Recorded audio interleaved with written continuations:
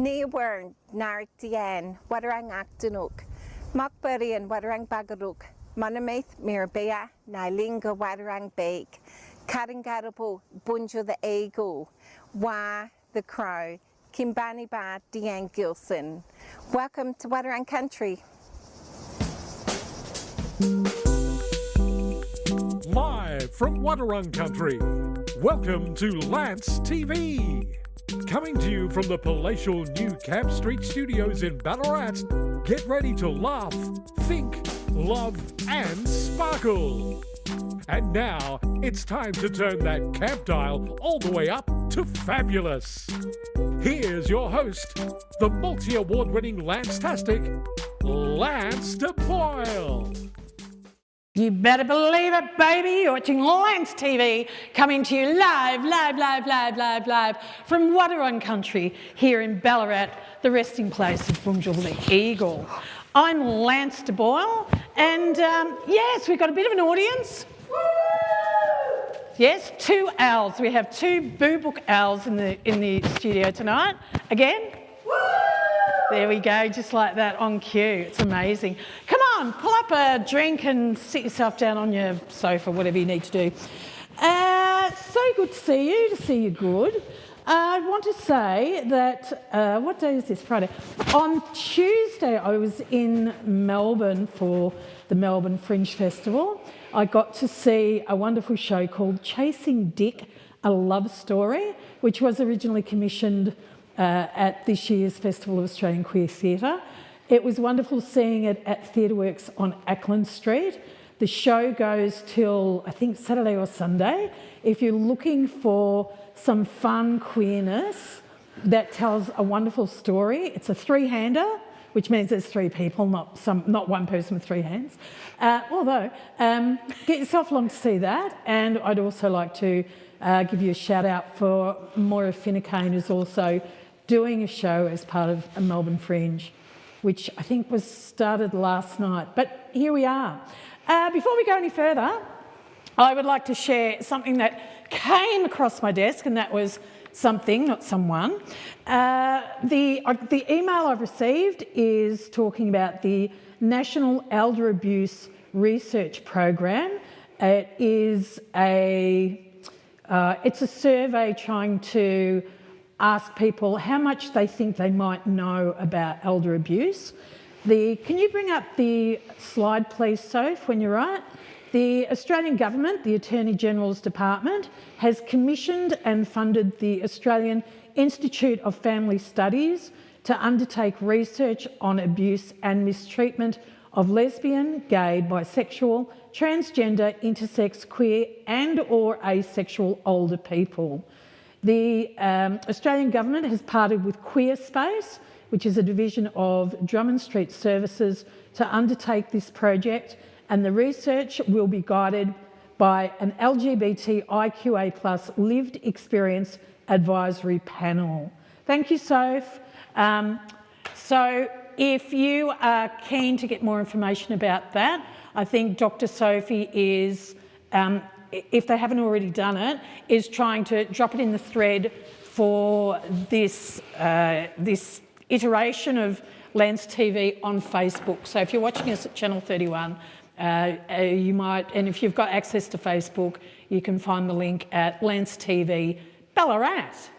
That was my big news for the top of the show. My other big news is our special guest tonight. We are thrilled to be back in the studio after a small hiatus last week, and we give a big shout out to our guest who had a medical emergency. I won't name names, but we hope you're feeling better. So that's how we roll. But without further ado, our special guest tonight is the one, the only, Ange Elson. Darling. Mwah, mwah. COVID times. Oh, what's your t-shirt say? So pervy. Stop looking at me and objectifying me this early in the show. I'm objectifying your t-shirt. 26th of January is Survival Day, Invasion Day here in Ballarat, and this is what you get when you volunteer for the dawn service. There you go. Yeah. Pull up a seat. Thank you. What a great shirt. Yeah. What a great shirt. Michelle Parsons is in the... Oh, look at that. Michelle Parsons The Mule looking gorgeous, darling. And the thread for that research program is now currently in the thread of this current Facebook live stream. You are amazing. What are you best known? Why are you here? Who are you and why are you here? I'm Ange Elson, and I am pretty much described locally as a notorious middle-aged lesbian. Yeah. With Bunnings dad vibes. Yes, well, Kmart dad vibes, really. You've upgraded. Yeah. It used to be Bunnings. I've just noticed. Can I have my shot again? I've just noticed my hair's not doing what it's meant to be doing. There, it's a bit better. You are also best known as, speaking of notorious, as the CEO of Tiny Pride. I am. Who we have mentioned on this show so repeatedly. many times. Yeah.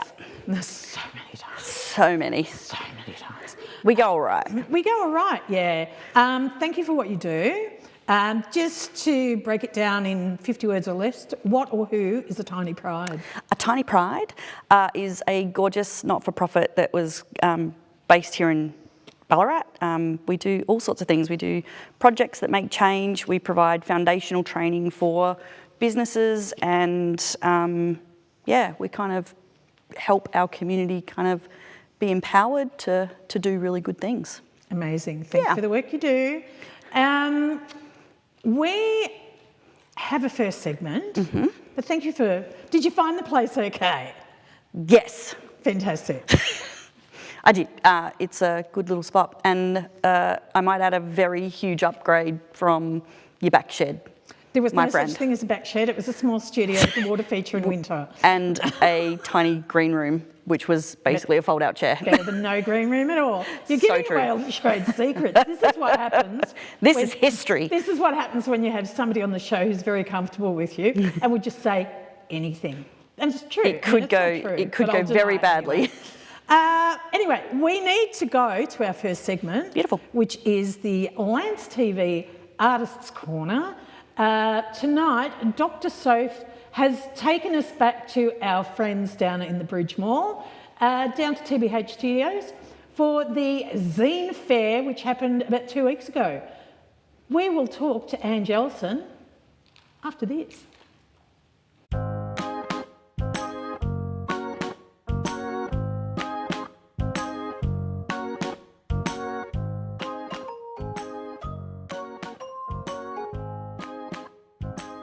Hi, I'm Tony from TBH Studio, and welcome to the 4th Zine Fair down here in Bridge Mall.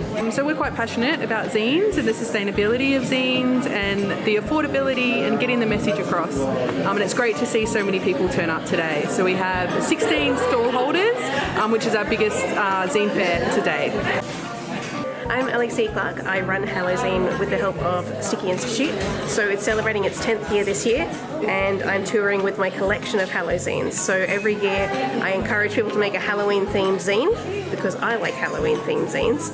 And then we launch them all together at one big zine fair, and now it's becoming more zine fair than launch. This one's the best one. So this one is by Jester B and Barnabas, and present the world's most awful sight. Peek inside if you dare. And it's a reflection. Oh, terrifying. That's one of my favorites. And this is Helen's one, lovely. Lots of kissing, lots of pictures. This one, some illustrations that I did, and I didn't get around to making the stories to go with them, so that's just, here's the people. Here's Trapdoor by Risky Text, who's in Sydney.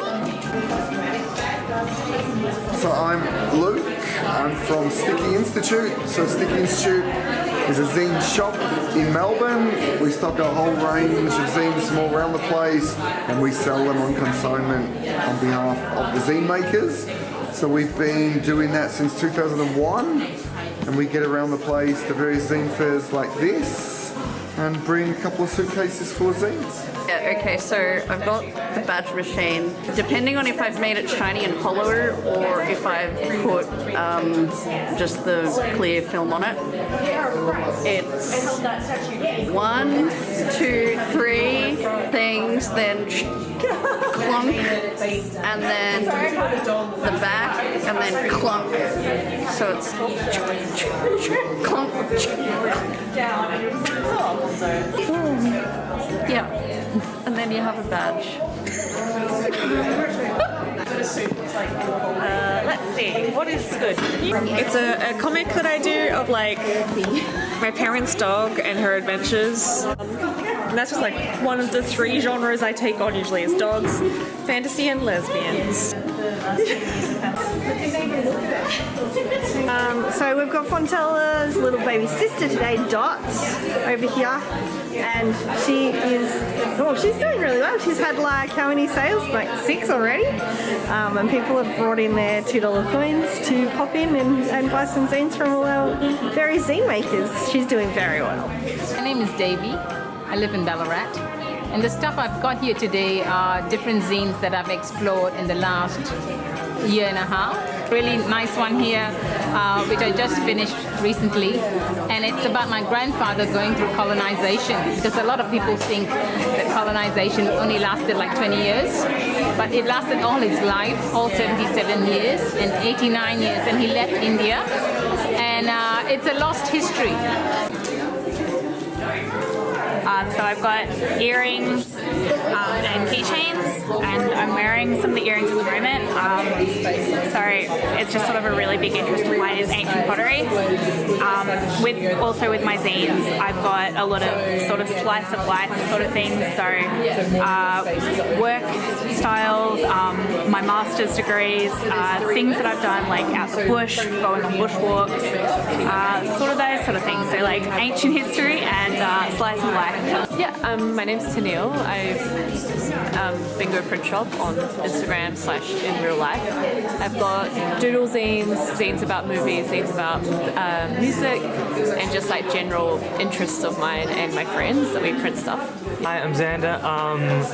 I do a whole bunch of comics and zines, and I'm trying to do a whole bunch more. I've got a whole bunch of Shot Caller, which is my main series. I've got some short stories over here that sort of drift into the M range. And I've got the one that I'm working on at the moment is called An Eel Love Story. I'm Megan Dayriddle. I'm here at the zine market at TVH Studios, and I've got poetry and zine stuff. I've got collage stuff, original art, just fun, funky, weird things, usually with a bit of a subversive message, as most zines are.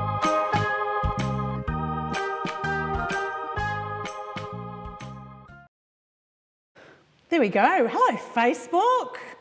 Say hello, Facebook. Anne. Hi, Facebook. Now you actually had a little cheerio you wanted to send. Maybe now is the good thing. Oh, your camera's just here. Okay, so for my camera, I'd like to give a shout out to my nephews Jack and Henry, to my favourite YouTube artist Kaiba Cutter, and this one's for my baby niece. There you go. Love you all. Thanks, Lancy. There you go. That was really classy of me. Suddenly remembered that. So as I said, Michelle Parsons is in the thread. Mm-hmm. I've lost everything now. Comments will appear here. Will they? Will they appear? Hang on, I have to go out and go in again. Oh. That's the story of my life. There we go. Lancy. Michelle Parsons, the Mulot, looking gorgeous, darling. Michelle, if you're still watching too, tomorrow at the Art Gallery of Ballarat, there is an exhibition opening about guitars from medieval times to today. You might be a bit interested in that. Lily May is in the thread. 2 of the best. Yeah. Lily May goes all right.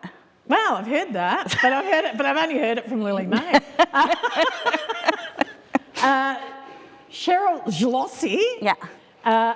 Love the work you and Tiny Pride does for our community. Thanks, it's greatly appreciated. Oh, we appreciate Cheryl as well. Oh, look at you getting all humble with your little voice. Alan Burns, casting your beautiful faces to our TV. Yay. So hopefully that's an 86 inch and I'm kind of like 12 foot tall. Yes. That'd be hilarious. I think it would be great. I almost took up your ankle then. Now, you were saying with Dr. Sophie's segments of the Artist Corner that you've been quite enjoying them over recent months. I have loved them. They're really great. I like the extra entertainment. I like the production factor. Sophie's very talented. Very talented. And it's now in Sophie-rama because it used to be like Sophie did a lot of the work on her phone, but now she's got a camera and now it's in.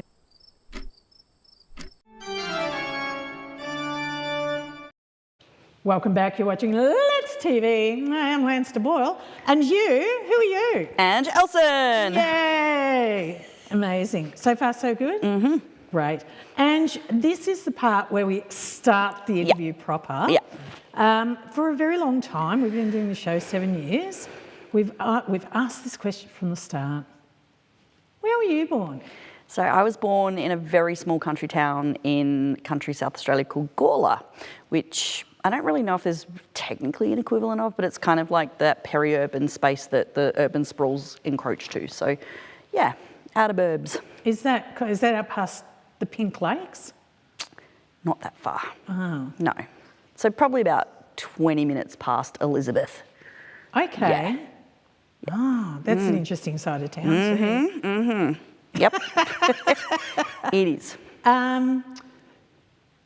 The house that you grew up in, did you have a sort of sense of strong social justice? Because we know you predominantly in Ballarat as being a person who makes sure that social justice is in place. Yeah, so I spent a few of my formative years in a place called Whyalla, and Mum and Dad were deeply connected to the public service, and a whole bunch of my ancestors were public service types as well, which is, that kind of grateful they weren't, Boilermakers or something else, because that would be a whole different tangent that I would have ended up on. But yeah, Mum and Dad were always very community minded. So some of my early memories of hanging out with them was like planting lawns at Working Bee for the primary school, painting, lines for play equipment and other stuff like that. So yeah, Mum and Dad always volunteered a lot back into community, and that sense of service was something that they kind of encouraged us to participate in as well. Yeah. Amazing. And from a very young age, you, before we went live tonight, you were saying that as a child you actually felt different than the other kids. Yeah, I knew that I was gay by the time I was about 6, and I knew that it was something that, lots of people did not want for me. They were very clear that when I grew up I was going to get married to a man, and I just wanted to chase girls. Essentially, because back in the day people played kiss chasey, which is not great, but also gave me a pretty big indicator of who I wanted to actually chase after. So yeah, that was interesting, growing up in really rural and regional places and having no real role models at all. And that's been one of my biggest whys, I think, for my entire life is, you can't be what you can't see, and you spend all this time grappling with it and hiding it, and I had to hide it very carefully all through high school, for example, and only came out after I left where I spent most of my time, which was a gorgeous little country town called Riverton between the Clare and Barossa valleys in the end. So we moved from Whyalla to Riverton, and we basically just stayed there till all of us were done with high school. Amazing. Yeah. And you mentioned Whyalla, that was, you moved there when you were 4, you left there when you were 10. You spoke of Whyalla with such love and care, and the journeys that you had as a young person. Very much. Growing up, especially with mob around as well. Yeah.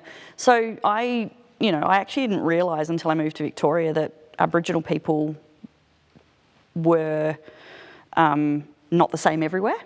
And so I grew up with a very vibrant Aboriginal community. Whyalla is on Bangla country, and I always mispronounce it, I'm very sorry, but it's basically the gateway to the APY land. So Mum and Dad had Aboriginal friends, and I grew up with Aboriginal people and count the Suttons and the Kernos as my family.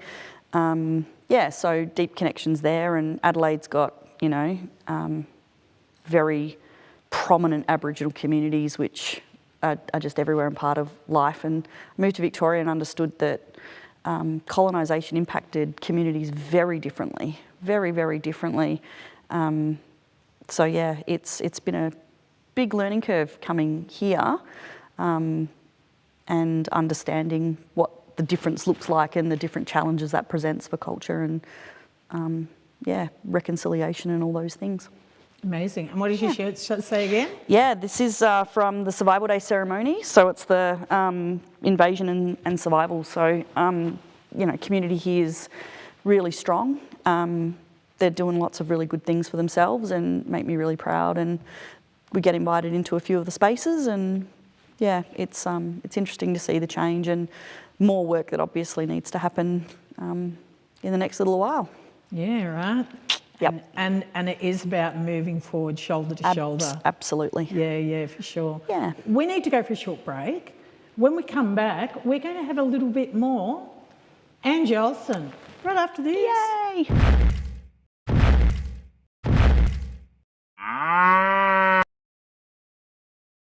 Michelle Parsons is in the thread and responded to the concept of the Art Gallery of Ballarat having a guitar exhibition from medieval to modern, or I can't remember what it's called. Meatloaf, I think. Medieval to meatloaf. I don't think that's what it's called. Might be. But Michelle's saying, I would love that exhibition. Yeah. But I'm tucked up in Bear Crook. Oh, Michelle, I'm so sorry. It's all right, Michelle. Plenty of time to get up here. Yeah, it's on till March or something, so take your time. But, highly recommend that gallery. But I'm sorry you're unwell, Michelle. That'd definitely put a dent in performing. Lily May is having a bit of a laugh and a couple of love hearts. Tony Goodfellow has just rocked into the thread. Yes. What? Ange Elson. Tony Goodfellow. Sweetie G. Hi, Ange. Wave. Always. Hi, Sweetie G. Always keeping me in my place. In all the right ways. Well, I hear that. I actually hear those stories, considering that you're really quite terrible to Sweetie G. I'm mean to Sweetie G. Like, totally. And actually, my mum. I must say, and sorry in advance for this, I must say I haven't seen a supermarket sing song. No, because we don't go to the supermarket together anymore. Oh, have you been black banned from going to the supermarket together? Well, and also now I'm medicated, I can kind of hold it in. Hi, Sweetie G. Hi, my love. Tony Goodfellow's just a laugh emoji with tears. Look, Yeah. I think people feel that way about me. Michelle Parsons, I'll be in touch. See if we can catch up when I come up for that exhibition. That would be great, Michelle, because I still have your photo of me saying I was on Lance TV. I still have it. I haven't forgotten about it. So we just need to locate each other in a common area, and that would be good. Yeah. See, I love live. You just go, let's have a chat to people. If anyone's got any questions for Ange Elson as we move through this as well, please drop it in the thread at Lance TV Ballarat if you're watching somewhere else that's not Lance TV Ballarat on Facebook. You need to fix your spike. Well, I need to fix my bike. Your spike, 2-pump. Oh. I've gone on the flop again. Oh, dear. Lordy.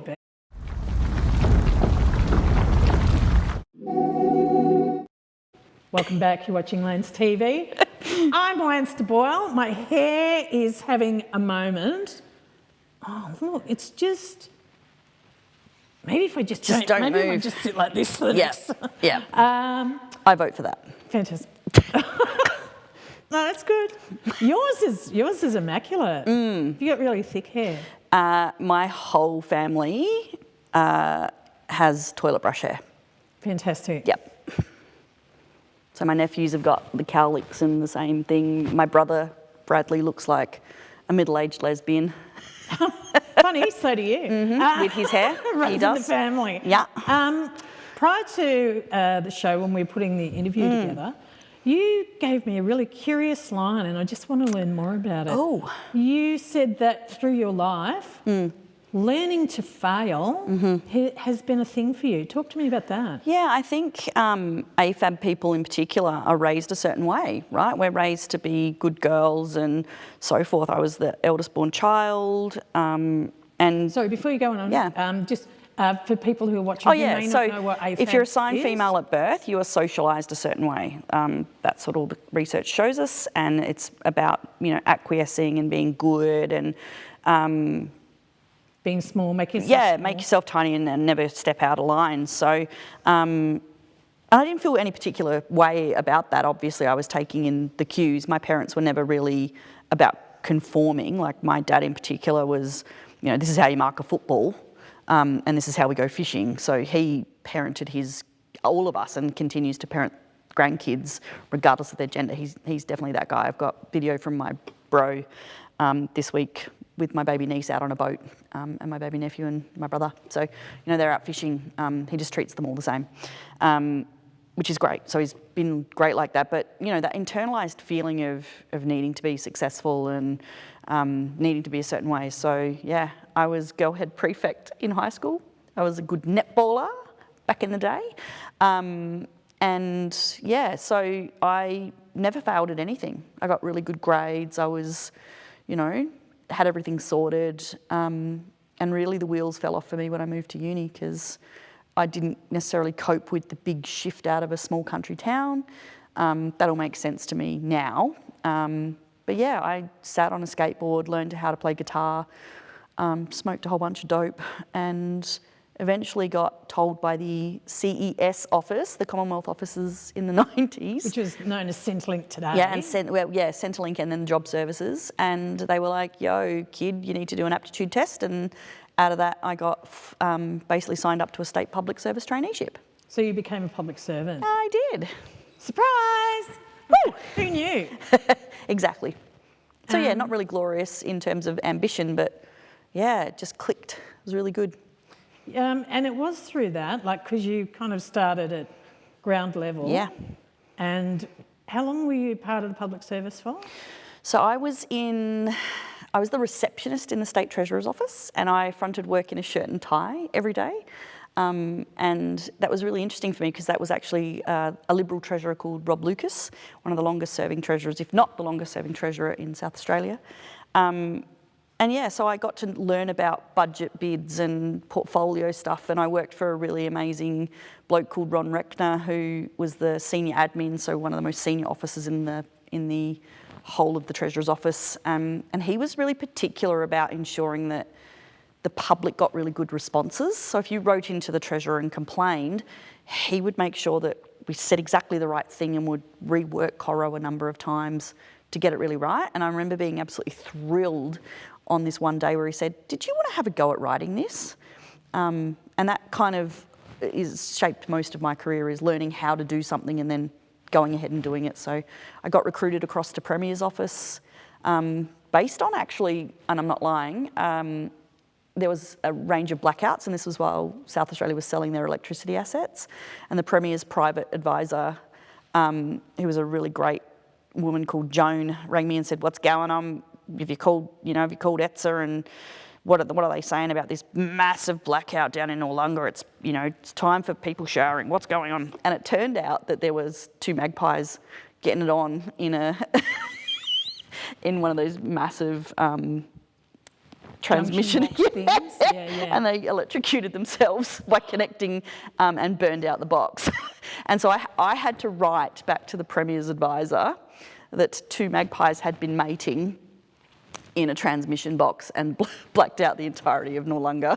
So that would be like Frankston losing all of their electricity. So yeah, they really liked me and liked that story a lot and was like, you handled that really well, kid. So I went across and worked as a media monitor, and over time ended up meeting a nice girl in Victoria, and the election came, the Libs lost, and I was like, I'm out, let's go do something else now. So I spent a lot of time through an election working from like 6 in the morning to 11 o'clock at night. Loved it, just loved soaking in all the politics of the things. Learned so much about all of it. And yeah, but bailed across to Victoria and then... So before you get to Victoria though, before you get to Victoria, Did you have any concept of government and politics before becoming a public servant? I did some legal studies as a kid, so I understood how laws were made. But actually, you know, walking treasurer's briefs, and I've got a signed copy of a treasurer's budget paper #1, which is his speech saying thank you for all your work on this. Like, how generous and kind to give a 20-year-old kid a signature as a state treasurer. But no, not really. Riverton's a tiny town, and we had a local Liberal MP for the same 20 years. So I didn't really understand any of it. And my family were Conservative voters, and the most we kind of engaged in politics was my parents telling me to tell, like us kids, to tell my pa that we were voting Labor, and he'd cut crook, because, yeah, we called him Grumpy. So Grumpy, we used to just stir Grumpy up. Yeah. And that's a thing that's been passed down. My baby niece was prank calling my dad the other day from a payphone. So, you know, the genetics are strong in the Elson family. I just like the fact that somebody rang someone from a payphone. Yeah. Put on a fake voice and was like, oh, what's going on? It's hilarious. Yeah. So, government, change of party, and you were out of South Australia. Yeah, so I... with your lovely Victorian woman that you'd met. So moved to Paran, fell in love with, you know, the Vietnamese bakeries and a whole different culture, and worked for a year in private enterprise at an engineering firm and hated it. There was just no purpose in it. Like, the service of people was something I really enjoyed in being a public servant, and still take very seriously to this day. The role of a public servant, and I remember going to a conversation where we were doing a brown paper bag lunch with a chief of staff to one of the ministers, and he actually said that no one is bigger than the democracy they serve. And so I think people in public service forget that that's how democracies work, and you can be as left-leaning or as right-leaning as you want, but it's actually your job to implement the policies of the government of the day. So yeah, I've spent a lot of time in cabinet and legislation type stuff, and done big policy reviews, done parliamentary inquiries, walked papers into ministers down at Parliament House, and worked in ministers' offices in Victoria as well. Did you ever turn up in Canberra? Oh, I was that idiot that would go to question time for fun. I'm on holidays in Canberra, I'll go to question time, because of course I would. Yeah, so used to be deeply enmeshed in all of it. Yeah. Wow. So you got to Victoria, you got to Ballarat, and you found yourself working at the Department of Human Services. Yeah. Talk to us about that. So I worked in education for probably close to a decade then, so that's probably the whole stint of my career was about 20 years in the public service, and I worked my way back up from a VPS 2 role in Coro. So VPS 2 is Victorian Public Service Level 2, so a junior burger. Yeah, right. Really low level. I registered correspondence for Minister Koski. And yeah, I worked my way up through the department, became advisor to a secretary in an acting role, and did all sorts of really cool stuff, worked a lot with ministers, and my real strength was making government governance work for people. So I really believe that the best policies and best programs come from the people. They come from engaging with people. I enrolled in a comms course at Swinburne, and they made everybody do a design minor, and we did methods of investigation, and it just opened my world up. Like, what if you got people to journal how they actually really spent their week, instead of people telling you what they think you want to hear, and how do you understand things more, getting people involved in policy. So I was really lucky to be, when co-design started becoming a popular word, to actually be part of the capacity building work that the department did then. But yeah, I bailed out of the department eventually. The commute was brutal, and yeah, found a job locally, and then ended up starting a grassroots organisation with one of our dear friends, who is actually a Nunga woman from South Australia, Deb Millerer. So yeah, that was a little consultancy, and potted away at that until the pandemic. Then when everything got cancelled, I kind of fell to pieces, but kind of got a bit more reinvigorated again and reconnected in the world by basically building out the Ballarat Allies with Deb and a whole bunch of really great Aboriginal people here in the city. So, because you do a lot of work with local mob here. A little bit, yeah. Yeah, which is quite amazing. It's I feel very, very privileged. Yeah. I watch you work in that space, and I'm like, look at you go. Well, it's actually it's something that we are going to keep trying to teach everybody how to do.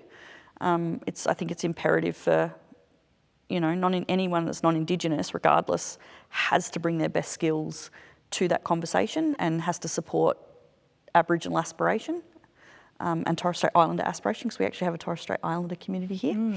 I think it's really important, and learning how to step out and stand behind people or walk alongside people is a really important thing that I think can be taught and can be experienced. And there's lots of interesting projects that I have been noodling away at, and one is basically how do we respond to the referendum and rebuild from here. So we've been having community-based conversations, and we'll bring that up and bring that forward at some point. Yeah, because it is that thing too, it is important because, at the end of the day, if you don't get over the line, I don't get over the line. 100%. So it is about working together and hearing each other and finding the way to move forward as in a broader community sense. Yeah, and I know, our lives are better for having Aboriginal people in it. And I don't say that lightly. I say that in terms of how, my household thinks differently about the world because we have Aboriginal people in it, and we consider things very differently, and we've learned. And I'll never forget Deb Miller. We were talking about how different our cultures are, and Deb's beautiful mum passed into the dreaming. And I promised Deb's mum that I would care for her. She maybe promised and gave me responsibility for Deb. And we were talking about, Aboriginal grief and what sorry business looks like. And Deb actually looked me dead in the eye and said, "Yeah, you fellas are weird." Because we go to funerals at lunch. We go on our lunch breaks to funerals and come back to work. The sense of love and connectedness and spirituality that comes from Aboriginal people is something that, is quite incredible to see and be privileged to be part of in any extent. Yeah, because we're quite performative in a lot of stuff we do. So anyway, that's a totally different that took a tangent. Yeah, but you just made me think. We do a lot of really performative stuff. Yeah, I cared deeply. I cared deeply for this man. I went to his funeral, and back at work now. Yeah, thanks for coming. We need to go for a short break, and when we come back, we will have more Ange Elson right after this.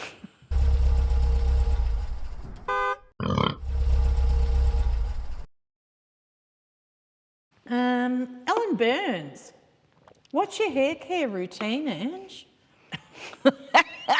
It's Sunsilk. Normal. The pink bottle. Oh, what's normal? Normal hair. What's normal? Normal hair. So it's not. I'm looking at me because the monitor's It's not. It's not dry or oily. I've just got toilet brush hair that I get out of bed and it looks like this. Ellen Burns, I will send you. I woke up like this. I will send you a photograph of me tomorrow morning. Spooky. Yeah. Sweetie G. So gay. Very gay. Super gay. Rachel was telling their workmates, they were like, "So what kind of a, homosexual is Ange?" I wouldn't have used that word, but for the point, what kind of gay person or lesbian is Ange? And Rachel was like, they were like, "Does she wear like slogan T-shirts?" And Rachel was like, "Yes." Walking gay billboard. All about it. You actually are all about the message on a T-shirt, aren't you? Yep.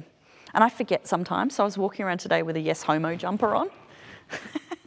Just heading out to the shops with my Yes Homo jumper. But as I said, my why very much is about visibility.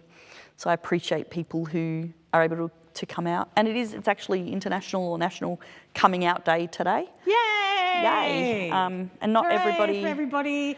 And for those who can't, don't feel brave enough to come out at this point, we love you. We do. We love you. We do. And we also really acknowledge that, not everybody lives in a place that's safe to come out. So Yeah, We're or a here and we see community you. Or Yeah. any of that stuff. Exactly. Wow, look at you. You know so much about the world. It's autism. Is it? Yeah. You're lucky. I know. I have to cough. There we go. I've still got the tail end of bronchitis, Yeah. everybody. There we go. Ellen Burns. That was fascinating. Love learning more about you, Ange. Oh. I think that might be directly in relation to that. Your hair just is like that in the morning. Yep. But I can't, I mean, that was the main point of the whole conversation. Yeah, it totally was. Absolutely. Yep. So we're just filling time. We're on Facebook. That's so great. It's great. Yeah. Anything else? There you go. If you've just joined us too... Liftoff. We have a liftoff. Welcome back. You're watching Let's TV. If you have tuned in the hope that you'll watch Bent TV, stick around. About 20 minutes from now, you can have that bit of joy. Mwah. Bent TV is great. Actually, I went to, where was I? I think it was Saturday night. I was in Melbourne Saturday night for the 30th anniversary of C31. It was great. And we should have prepped this because you have an incredible selfie. Oh, I've got from that party. There's a great selfie of Rove and I. As in the Rove McManus. The Rove McManus. Is there any other sort? Anyway, enough about me and enough about Rove. Let's get back to you. So your main point today is, I mean, we had 2 weeks ago, we had the lovely Councillor Belinda Coates on, running for council elections here. Yep. About a month and a half ago, we had the lovely Ellen Burns on, who's also looking at running at local council. Yeah.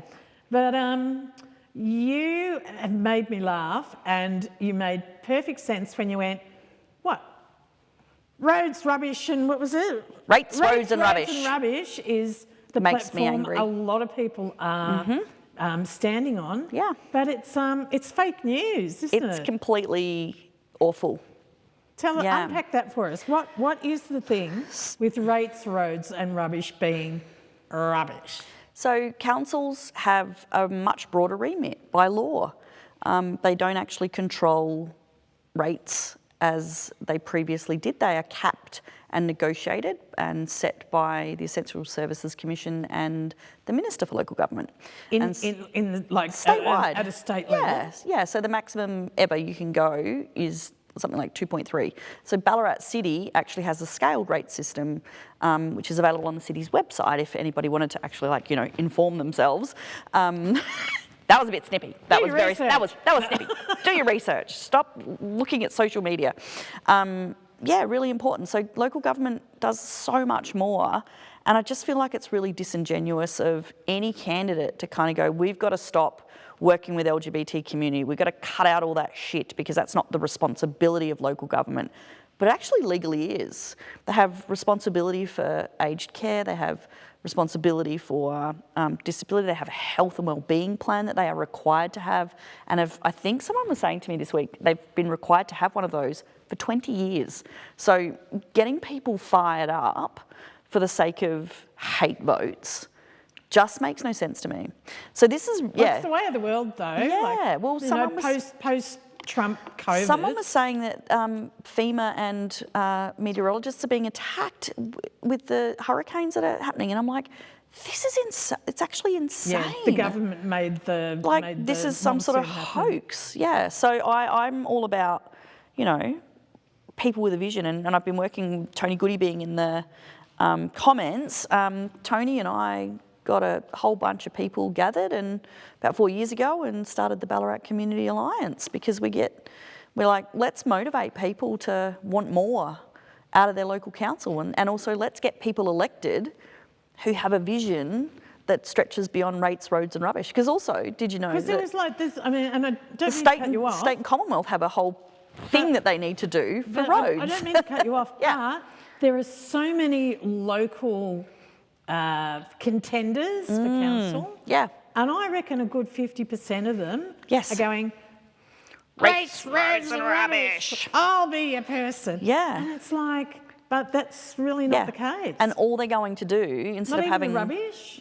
Well, there's already been an agreement made to change our rubbish, and instead of actually having solid conversations about the fact that you won't need landfill collected every week, because most of the stuff that goes into landfill now is green waste, but we're going to give you extra green waste collections to deal with that.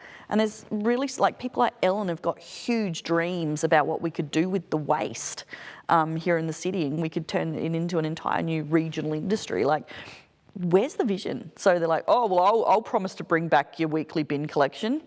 No, you won't. You can't, they're not going to move back from that. So I think the business of council is something people don't understand enough. But I think isn't that politics overall for the average Australian who goes, oh, I have to go and vote, but don't really understand. Yeah, and I think that's been a deliberate thing over time, and those political conversations. Like, I remember when I was working for a Liberal minister, they would take things very seriously, and also, you know, there was just not an outright no to the politics of no that Tony Abbott bought, and then got disseminated down. Like, we've got a guy standing in against Ellen Burns who literally apparently caused an absolute ruckus at a community event yesterday and made an absolute jerk of himself. That wasn't Ted, was it? Yeah, it's our mate Ted Larkin, the designer. Ted Lapkin. That's right, Lapkin, that's it. Yeah, so this guy has said publicly, it's on the record, that, you know, at the time when the marriage equality debate was happening, that gays getting married would mean that people would start marrying their siblings. And he's I know. Then link, ding, ding, ding. Yeah, like, hi, Ted. I actually said that to him on Facebook the other day. I was like, hi, Ted. I'm glad you've still got your lovely wife. I'm surprised you haven't divorced her and married your sister, quite frankly. But that guy, you know, he worked for the Republicans, and he's bringing that bullshit vibe, trying to bring it to Ballarat. And, you know, the thing that made me really proud of this city the last few years is that grassroots collective movements where we started looking after each other a lot more, and we were pretty feisty about, you know, getting vaccinated and not welcoming Nazis and all of these things, I was going to say, what about Tracy Hargraves is another one. Yes. Speaking of Nazis and not getting immunised. Or rather, you know, would it be, I don't know. Anyway, yes, Councillor Hargraves, and we have regrets about that. So we knew that she was an anti-vaxxer before she got in. And we were like, let's not kind of mention these things. We'll be polite. We'll try to make change, but we'll be polite. And so, you know, Tony and I and the other wider group that we were working with said, you know, should we kind of mention it? And then we didn't. And who knew though, right, Tony, that there would be a pandemic where we would all need to be vaccinated? But Tracy literally, I would love to FOI it, because Tracy was banned from the chamber and had to go to council meetings via a Zoom link. So I'm, you know, did council spend money to fit her cameras out at home? Dunno. To match the technology? Like, what a waste. You have brought in an ad for us. So can you play the wonderful ad courtesy of Ange Elson? Did you know local council has responsibilities outside of rates, roads and rubbish? In fact, by law, council has a strong remit to care for its local community. We're tired of candidates running on a rates, roads and rubbish platform because it feels really lazy. We think we can do better for Ballarat. Check out our scorecard if you agree. Authorised by A. Elson from the Ballarat Community Alliance, 24 Camp Street, Ballarat Central, 3350. All very, very... Oh, I made that myself. Well done, you. Yeah. Clip art. It's that communications. Clip art. That bit of communications you did. I have no talent for it. In amongst all of this, you wanted to do a shout out to a couple of people as well. Yeah, so this year we've got a whole massive raft of really excellent LGBTQIA plus candidates who are standing, and I just wanted to acknowledge the really hard work of the Rainbow Local Government team, the dream team of the rather tall Sean Mulcahy and the tiny Jan Farrell, who have helped so many candidates. So, you know, from us, we wish you all the very best. We hope the last couple of weeks of campaigning goes really well. And what I'm stepping up, it's really important that LGBTQIA plus people are part of our local governments. Amazing. Woo! Amazing. Without further ado, I'd like to thank you for being on the show. Thank you so much. I'd like to start with this wonderful tiny Oh my pride gosh, bag. a tiny pride bag. Whatever There will I you do go, with it? that's for you. Thank you. And also this framed photo of me saying I was on Lads TV. And you can put that next to the other one, next to Sweetie's on the cistern. So good. Like the bookends. Yeah. There you go. Maybe I'll leave this one in our room. Ooh, eerie. Creepy. Sorry, I regret my words. Can't we be in bed without being watched by me? And Ellen Burns and us on the big 70, it was an 80-70. And a photo TV. of me in the morning. Yeah, right. Yeah, that's right. But thank you so much for having me. Creating time. Thank you for being had. Really appreciate what you do for our community.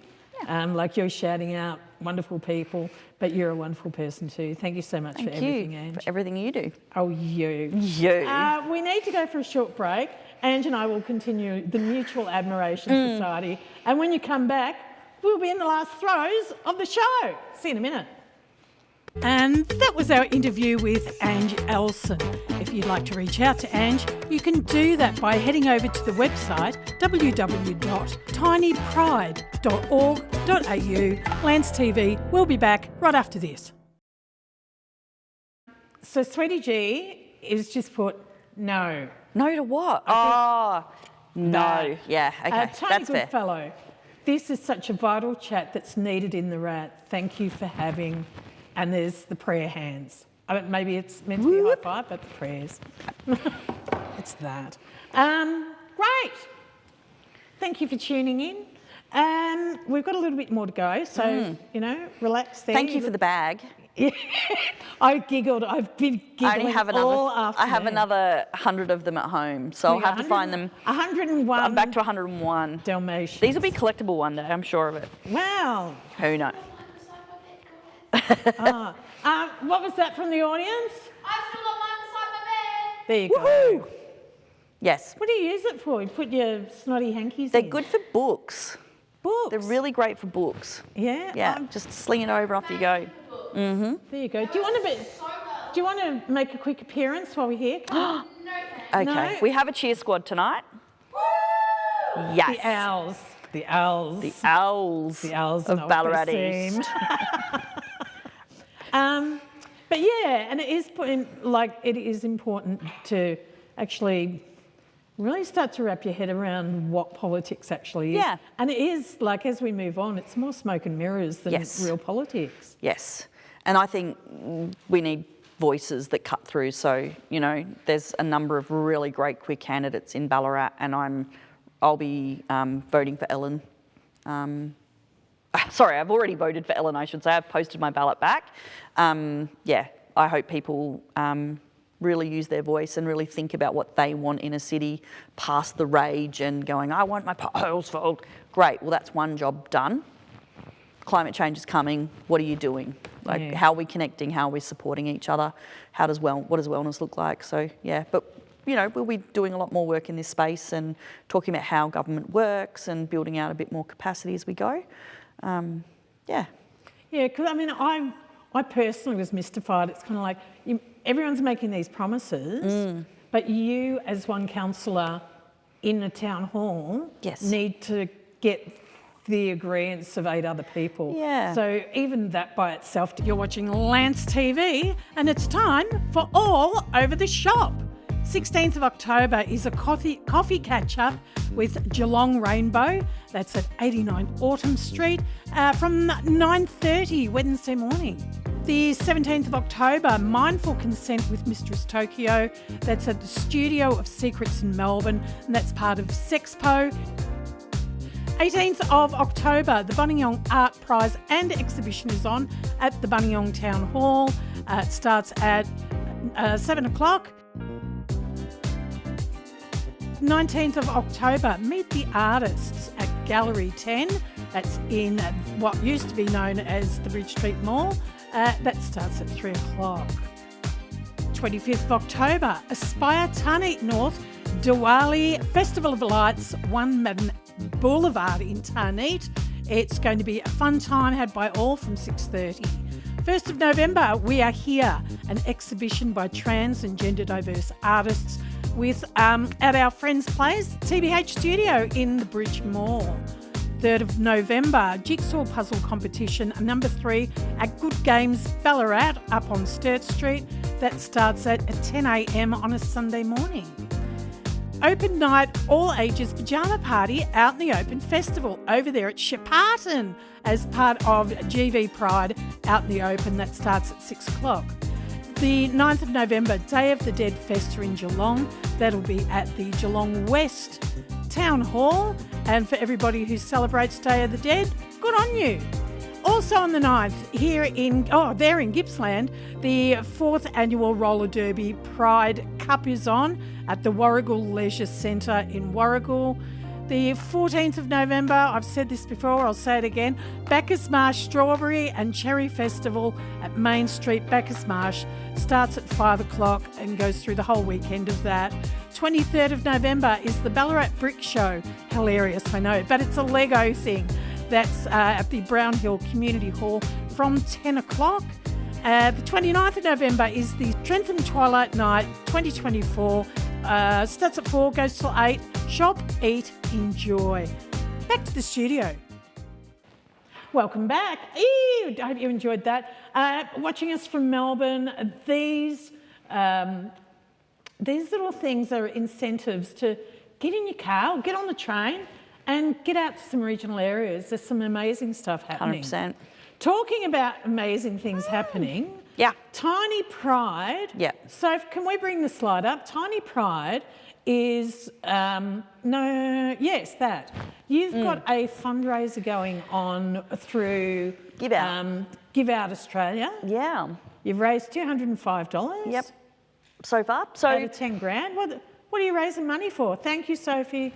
So this year we are participating in Give Out for the first time, and it really comes from some of the grassroots conversations we've actually had with queer parents here in Ballarat who haven't got a rainbow playgroup, and it's started and stalled. So I've met some academics and I've met some people from the sector who said, could we actually design something out here in Ballarat, create a set of guidelines and then let it loose out into the wild. So we've applied for a number of grant programs to get it funded, but we haven't been successful in those. So the last time we got a gentle rejection of, it's a really great project, but they said it's not rates, roads. They said it's not rates, roads and rubbish, so you can't have any money. So they were like, try Give Out. So yeah, it's really tough at the moment. We understand that, but we would appreciate any support towards this, because we'll be investing in a couple of academics coming along and with design skills and evaluation skills. One of them is a gay parent themselves and has experienced the insanity of the systems. And it just does a really huge amount of goodness for rainbow families to connect with other rainbow families, as well as those families that also have the tiny gays. So, if we can swing this, we think it would be a massive game changer nationally for regional and rural rainbow families, having a model that can be adapted and used, and a pathway that can be followed to get those set up and make them sustainable. We think it's really working. Tiny Pride way forward though. It really is. Tiny Pride is all about, trust me, I know. Tiny Pride is all about, let's do something on a small scale and get the model and understand how it works. And then just blow it up, make it bigger. Let's do it. Scale it up. Yeah. That's what it's all about. Well, I think there's so few investments that happen that we really feel the imperative to share as well. So whatever we create, we basically also then give away. Yeah. Which goes back to, if I don't get over the line, you don't get over the line. That's right. So yeah, I really feel deeply for those parents here in Ballarat. We've talked to a lot of them who are just like, they've talked to other playgroups, and shout out to Jess and Lee and Christy and Rachel, and Kat and gone blank for the first time in the last hour. Who knew? All those excellent parents, who've been trying to get this to work, and they're amazing. Amazing. Yeah. And again, Tiny Pride you know, being there and holding space for those who need and want. We know good experts and we're not scared to say that's not our lane. Who can we work with to get help with this? So I think that's part of why we're successful, the partnerships. Talking about successful, we need to finish this conversation now. You have successfully navigated an episode of Lance TV. Until next week, all being well in the world, we will see you again live from Ballarat, Lance TV. I've been Lance de Boyle, and remember, be kind. Thanks for watching Lance TV.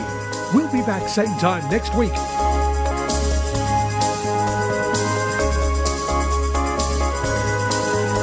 Lance TV is made possible through funding from the Community Broadcasting Foundation. I'm voiceover guy Randall Smith. See you next time.